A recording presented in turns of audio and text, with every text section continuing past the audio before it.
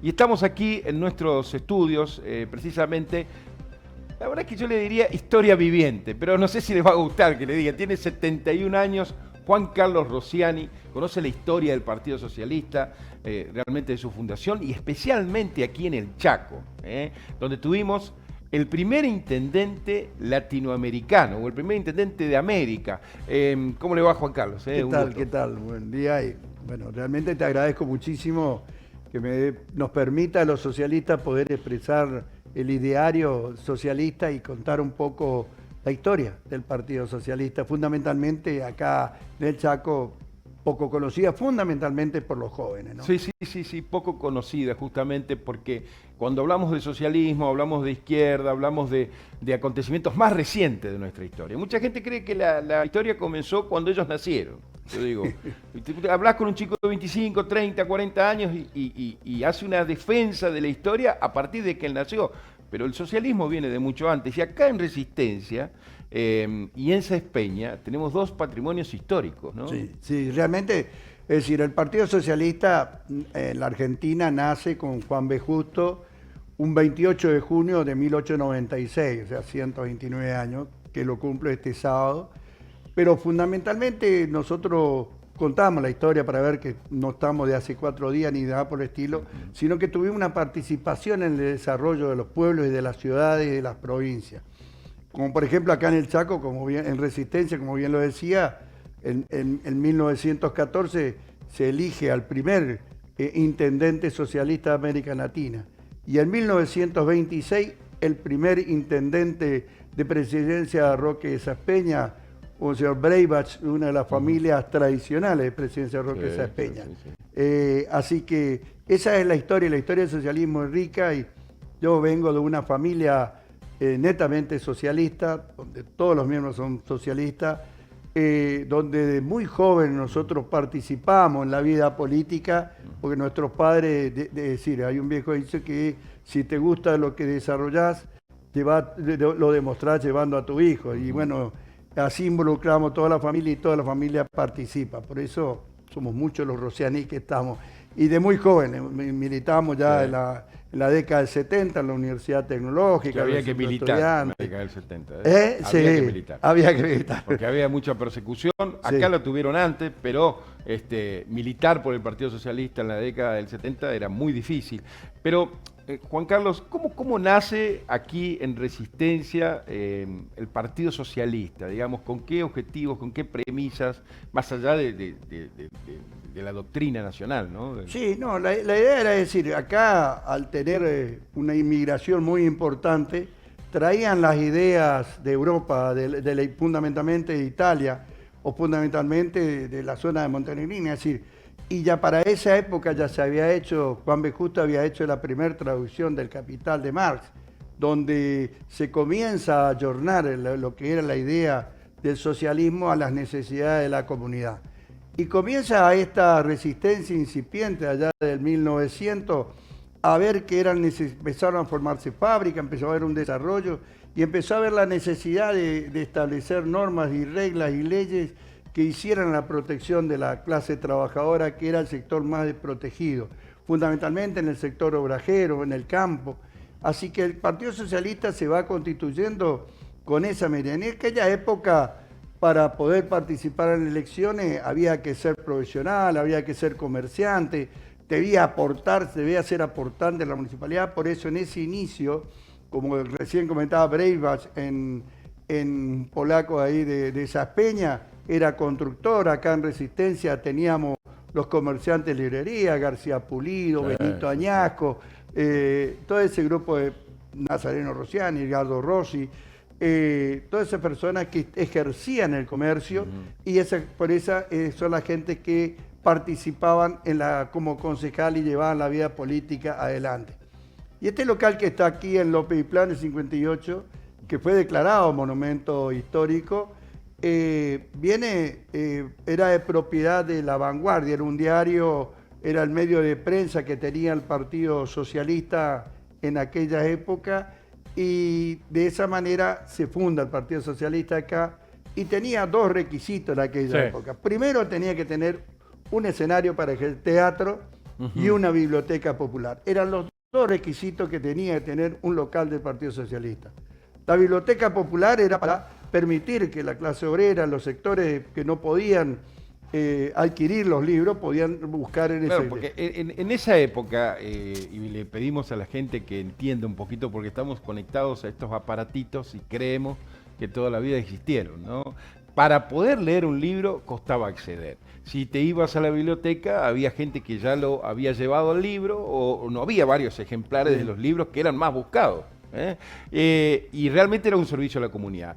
La biblioteca era el lugar también de debate de ideas, ¿no? Exactamente, así era. Así se debatía ideas, se discutía, se hacían mesas de reunión, por eso es normal encontrar en los sectores progresistas que se hagan reuniones de lectura y analizar la lectura del debate. Sí, sí. Y el teatro tenía por fin capacitar políticamente, es decir, lo que se llama, como mal visto hoy, el adoctrinamiento político. Pero se aprendía oratoria. Pero ahí se aprendía oratoria, se aprendía lo que era la base del socialismo, se aprendía a defender. Y uno aprendía, por eso podía encontrar en dirigentes socialistas que hablaban que tenían, a lo mejor eran analfabetos, pero tenían una dialéctica, tenían una expresión que daba gusto escucharla. A mí me tocó participar en congresos del partido en este último periodo de la democracia, en la década del 80, donde había dirigentes que eran obrajeros, y escucharlo hablar daba gusto de lo que te planteaban, de lo que sería una revolución agraria, la transformación del sector productivo.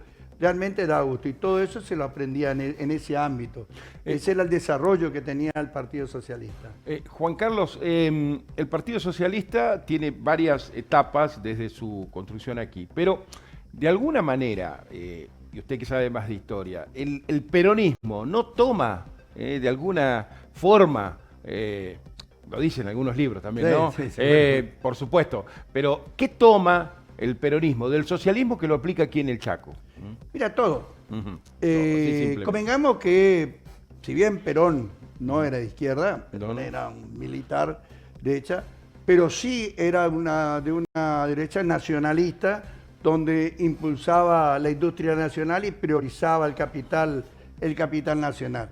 Entonces, todas las legislaciones que planteaban, fundamentalmente Alfredo Palacio, todas las legislaciones que planteaba el socialismo, eran apuntando a un sector que era altamente desprotegido y que prácticamente era sometido por los capitales, ya sea nacionales o extranjeros, en un país que tenía una vista conservadora, ¿no es cierto? Tenía una visión. Entonces había que entender que ese nuevo modelo que lo planteaba el socialismo, lo toma el peronismo y lo perfecciona el peronismo. Hay que considerar eso, lo perfecciona, estando en el poder, lo perfecciona el peronismo. Es decir, plantea todas las reivindicaciones que hoy en día se están buscando sacarla del sistema. Sí. Pero la ley de la silla, donde las cajeras podían estar sentadas, no necesariamente tendrían que estar parados. Es decir, todas esas leyes que hizo, que se sancionaron, buscar el voto femenino, venía de Alicia Moró de Justo, y venían desde hacía muchísimo tiempo, hubo muchos proyectos, y fue el peronismo, con Eva Perón, quien los rescata para poder llevar adelante el voto femenino. Pues yo creo que no hay una competencia, si el peronismo es mejor que... No, yo creo que fueron dos corrientes, una donde priorizaba a la clase trabajadora por sobre todo lo demás, y el peronismo que toma y rescata desde el poder, pero no con un pensamiento. En ese momento, por eso los socialistas no apoyamos el peronismo en esa época, después nos arrepentimos del error del 55, pero sí, con Perón en el poder, pudo llevar adelante todas esas ideas que eran necesarias para un sector que estaba absoluta y totalmente desprotegido. Juan Carlos, le pregunto algo, porque yo tenía un profesor que hablábamos y decía, no perdamos los partidos políticos, no perdamos el edificio del partido político, pero además el debate político. Y hoy nos encontramos aquí en Resistencia, que los únicos que tienen actividades para hablar de la historia, para debatir, y de hecho el sábado van a tener un acontecimiento que ahora lo hablamos, son precisamente los partidos que hoy son minoría, ¿no? Hoy, digamos, el Partido Socialista, ¿no? ¿Quién hubiera pensado, ¿no? Pero el Partido Justicialista está cerrado. La Unión Cívica Radical está cerrada, pero cerrada, ¿eh? Uno pasa por el frente, están cerradas las puertas. Solamente hay eventos cuando hay una marcha, como la de Cristina, circunstancialmente. La Unión Cívica Radical, y esto le decimos en lo personal, le digo, no lo hago responsable a ustedes, pero me parece que el gobernador Heredero tiene que recuperar esa mística partidaria de la Unión Cívica Radical, llenar de libros de historia de la Unión Cívica Radical, de Alén, de Irigoyen, de los que estuvimos en contra, los que estuvimos a favor, pero hay que recuperar la militancia política partidaria, pero formando cuadros. No se puede pedir hoy que los chicos se dediquen a la política si no hay ilustración, si no hay una formación, si no hay ideología partidaria fundamentada. ¿Cómo lo ve usted ahí? No, totalmente. Yo creo que toda la dirigencia nos aburguesamos un poco y nos quedamos. Pensamos que todo este proceso democrático, todos estos años de vivir en democracia, solucionaron todos los problemas y iba a haber una continuidad. Y de esa manera dejamos de enseñar a los jóvenes, dejamos de discutir con los jóvenes, dejamos de discutir entre todo el mundo cuáles son los proyectos políticos y cuáles son el proyecto de país que queremos y ir sosteniéndolo. Porque a medida que avanza la ciencia, el país se va reconvirtiendo y las posiciones políticas tienen que ir ayornándose a ese avance de la ciencia. Yo me acuerdo cuando no hace mucho tiempo, no hace más de 15 años, para cada elecciones nosotros salíamos con nuestra juventud a la escuela secundaria a dar charlas, a las universidades a discutir. Bueno, formaron muchos centros de estudiantes. Los centros de estudiantes, ¿me entendés? Eso tenían un vigor. Entonces, todo eso como que se perdió y hay que empezar a recuperar. Nosotros empezamos del Partido Socialista hace aproximadamente 2 años y hoy estamos en muchas localidades, porque prácticamente el Partido Socialista casi desaparece. Pues estuvimos a punto de desaparecer, en cambio hace 2 años con un grupo de gente distintas localidades de la provincia, lo estamos reflotando y estamos realmente trabajando y estamos recuperando todo ese caudal, pero no solo de afiliados porque llegaron a fichas, sino del debate político. Sí. El sábado tiene un acontecimiento especial con respecto a esto en Saspeña. En Saspeña. El sábado, la idea es este sábado reinaugurar el local del partido socialista, que también pertenecía a La Vanguardia, es el local propio hoy del partido. Y la idea es, en el marco de los 128 años del Partido Socialista en la Argentina, empezar a trabajar y empezar a fijar las posturas políticas del partido. En este sentido, los responsables en este momento del Partido Socialista en Saspeña es Salvador Espucci, un conocido contador de la localidad de Saspeña, y una docente que lucha incansablemente, que es Marta Capitanich, una antigua dirigente de ATECH, de los sectores docentes. Así que con ello hacemos en la Plaza Juan B. Justo a las 11 de la mañana, vamos a hacer una reunión en el marco de los 129 años del Partido Socialista en la Argentina, pero fundamentalmente queremos empezar a reflotar el Partido Socialista y a tener la vida activa que siempre tuvo el Partido Socialista. Y en agosto se va a cumplir los 100 años de haber elegido el primer concejal socialista en Saspeña. Y en el 2026 el primer intendente socialista de Saspeña. Eso para nosotros, tomar la historia, pero no para vivir en el pasado. El pasado creo que hay que contarlo para que uno entienda el contexto del presente.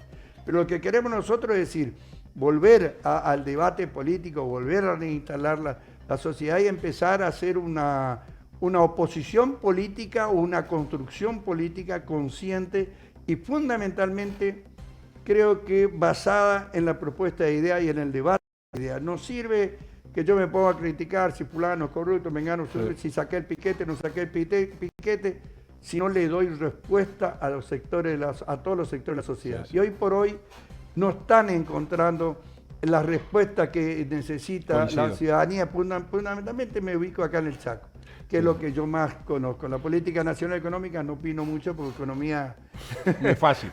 No pasa por ahí. No hay revolución sin evolución. No hay revolución sin evolución, una frase que me dijo el hermano del Che Guevara, Juan Martín Guevara, en una entrevista que le hice en su momento. Le tengo que preguntar, pero me hago responsable de lo que voy a decir.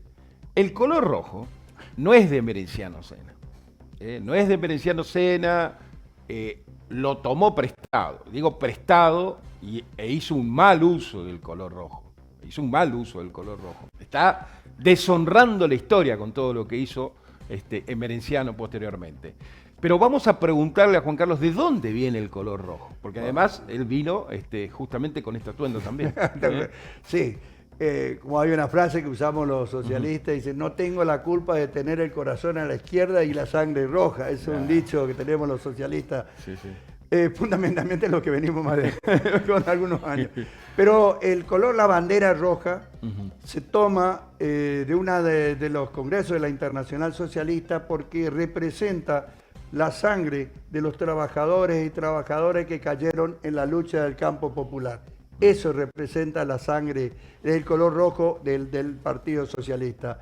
Y el emblema es la PS entrelazada que establece la unión de todos los sectores, fundamentalmente de los sectores más desprotegidos de la sociedad. Hay alguna diferencia que nos diferenciaba muchísimo con otros partidos, es que el Partido Socialista no es personalista. No vas a encontrar que hay el Partido Socialista que hoy es rocianista, mañana es eborista. No. Nosotros somos socialistas, porque entendemos que cualquier dirigente del Partido Socialista puede llevar las bases y principios que constituyen los fundamentos del partido. O sea que no vamos a ver, como puede verse en el radicalismo, se veía en el radicalismo, porque hoy está muy, lamentablemente, y nos duele decirnos, está muy diluido el Partido Radical, pues fue absorbido por los libertarios. Entonces, pero sí el peronismo, por ejemplo, que una época es peronista, pues dualdista, kirchnerista, pero no terminan nunca de decir que son justicialistas. Entonces, esa es lo que nos diferencia a nosotros. Nosotros no somos personalistas, tenemos lo que nos interesa y ponemos adelante, son las ideas del Partido Socialista para construir una sociedad que sea más justa, igualitaria y equitativa. Eso es lo que nosotros fundamentalmente buscamos del partido y buscamos en el debate. Nosotros venimos convocando a todos los sectores a discutir. Es decir, volver a hacer lo que se hizo en el 83, la multipartidaria, donde todos nos discutíamos, nos sentamos a discutir, no importaba qué tamaño de partido ni qué edad que permitió la estabilidad democrática. Permitió la estabilidad democrática. Una cosa era conseguir la democracia, pero después, y si nosotros nos ponemos a hacer memoria, hubo los levantamientos, ¿no? De la tablada 1, después el indulto y bueno, todo lo que vino después, la ley de obediencia debida, pero hubo acuerdos para poder sostener la democracia, porque además no todo el mundo estaba en democracia y no toda América estaba en democracia, ¿no? Estábamos bastante estábamos encerrados. Argentina fue punta de lanza y la multipartidaria fue una herramienta muy importante. Después cada partido hizo su propuesta y la gente votó a quien consideraba con mayor posibilidad para llevar adelante esa propuesta.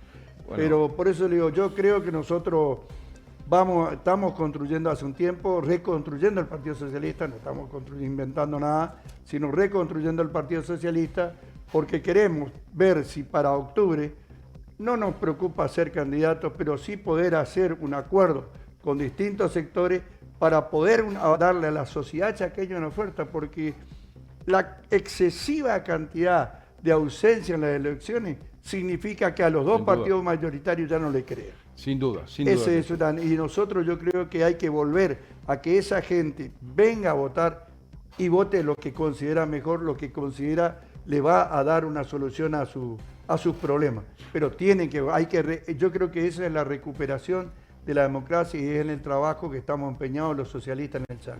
Lo viejo también sirve, dice el Eternauta, si habrá leído usted el Eternauta. Totalmente.